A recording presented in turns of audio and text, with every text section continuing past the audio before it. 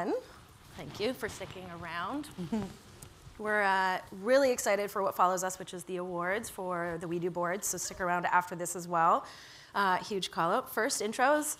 I'm Kyra LeBlanc. I'm the Global Chief Marketing Officer at Hivestack, and it's been an incredibly exciting year for not just myself, but our company. We were acquired by Perion in December of last year, and it's been a year of growing and learning and integrating with our new parent company and sister companies, Undertone, some of whom are here today, so excited to be here, and I'm really, really excited to be joined by Samantha Choi today, so thank you. Thank you. Thank you for having me.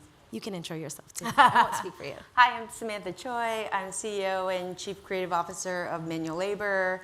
We're a full-service creative and marketing agency based in Brooklyn. Shocker. We work with a lot of brands who are sort of at that pivotal inflection point of growth where they truly understand brand and marketing. That's where I think we get to really sort of help identify their story, the experience they want to give, and hopefully accelerate their growth. That's amazing. Also, a huge shout out to female-founded companies. That's right. Samantha, you're killing it. Huge clap for that. Absolutely leading it. And want to see more of them. Absolutely. I hope there's more in this room too. So, congrats. So, I'm really excited about the topic today. Just overall at this event, the foundation of innovation. I think one represents an idea of change, transformation. Innovating for the future. It's something that us on the ad tech side, specifically at Hivestack, we're very used to. We've become comfortable with the constant change, and it's been something around, I think, is built into the core of our business. And uniquely, I think you and I are positioned here, sitting at the intersection of technology and creativity. We're both marketers, but in very different spaces, and I think it's really exciting to talk about. One, where we have synergies, but two, also, who informs who and influences who, and especially kind of looking at the creative side and getting into the creative phase. We've heard a couple speakers today talk about the silos and breaking down silos, and I think when you think about phases, are there phases, or is it really just one constant holistic approach to how we address marketing and advertising? So we'll have a little discussion around that today. Perfect. Really to start, I would love to hear your experience and approach to digital at home. I know you work in an omni lens and creative by nature, but in recent times, also congratulations, they won a Drum Award. We did. For digital at home too, and what's your experience there with digital at home?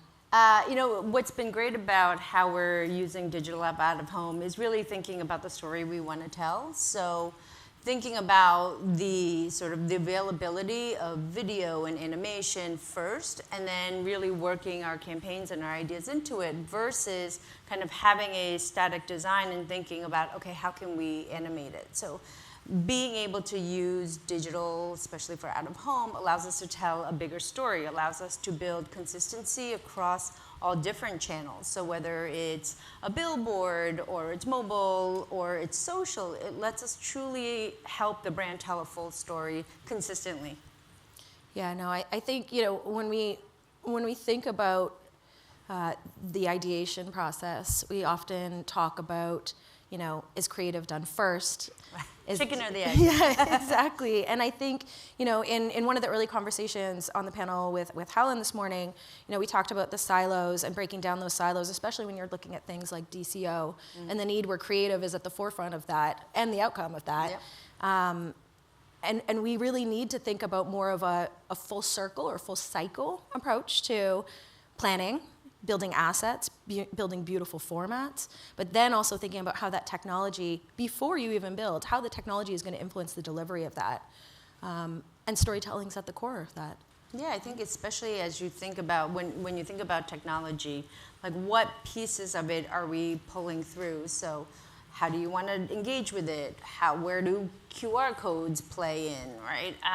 Even just thinking about when something is showing up, a creative is showing up based on weather, location, all of it. So there's a lot more flexibility that comes with technology, especially from a creative standpoint. And also just thinking about that, again, that bigger story, the final experience for the consumer. So do you take your approach to digital out of home, like is it different than other channels, or do you take an approach to a campaign and the channels are that sort of subset of that approach? I think what it allows us to do is be more expansive and creative, because we know that things can move. We know that we can target people in the right place. So from the inception of campaigning or coming up with the campaign idea, we're always trying to get to the why, right? What is the important story or message? But with digital and with the new technology, it allows us to be more creative in the ways that we're telling it. Mm-hmm. Yeah, I mean, I think an audience-centric approach is always really important, and I think that's agnostic to channel. And really taking that back, what does the data around that audience tell you that you can inform you? But you made a really interesting point earlier around the idea of data and this really rigid approach to data, or utility of data.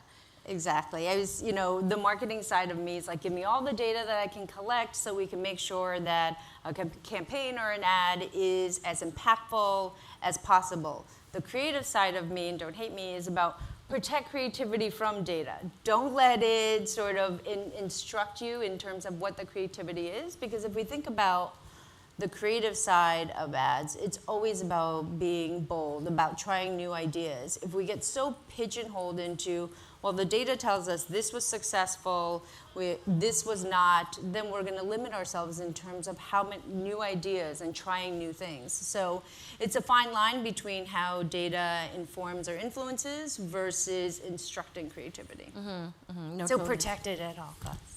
No, and I think we all agree. I mean, we all sit at the intersection of this, right? Some of us are more in the creative side. Some of us are more in, utilizing technology and those types of tools or automation to deliver. But the creative and the end message is the most important piece.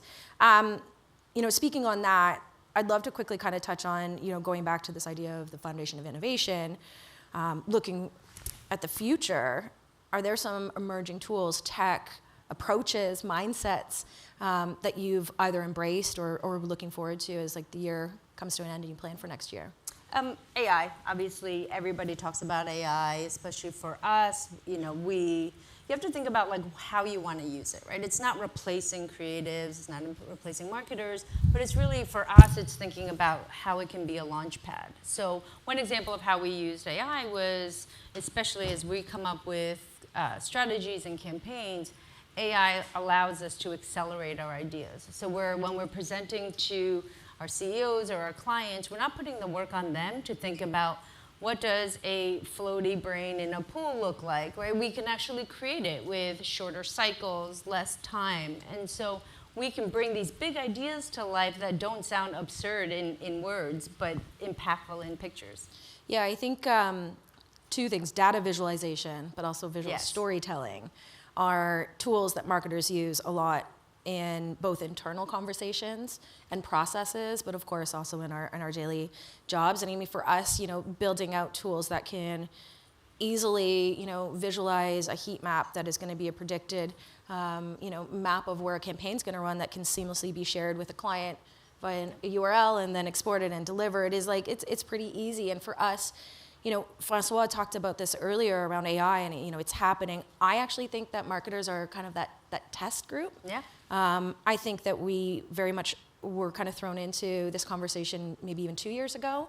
We saw a lot of tools off the bat that we were able to sort of test with and play with, and I think now it's fully here. We're immersed in it at this point. Mm-hmm. And visualization tools are one of the examples, and I think for the rest of us, we'll start to see the adoption of that.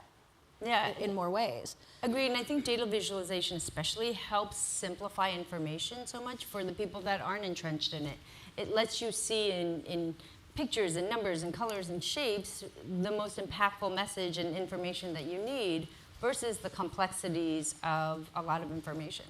Yeah, I mean, I'm completely biased because I think Hivestack has the most beautiful UI in the entire industry, but it was built around the idea of visually appealing mapping and storytelling, and I think it still exists as a tool that we utilize to tell that story and sell that story, right? Yeah, we always say, show me, don't tell me. Okay, I love that. Mm-hmm. Final sort of words, what's next, advice for this room, things you're looking forward to, what does the future look like, any of those things? I'm excited to see whether it's creatives or marketers, understand how to use AI and technology, even animation and video, because just our rule of thumb is just because you can doesn't mean you should. And so how we edit ourselves, how do we restrain ourselves, because a lot more is not more all the time. And so really just thinking about the impact that you need. Always go back to what is the goal, what is the story, and don't just put everything there because you can. I love that, yeah. So thank you so Thank much you. for joining us today. Thank you to the room. It's been a great day. Thanks.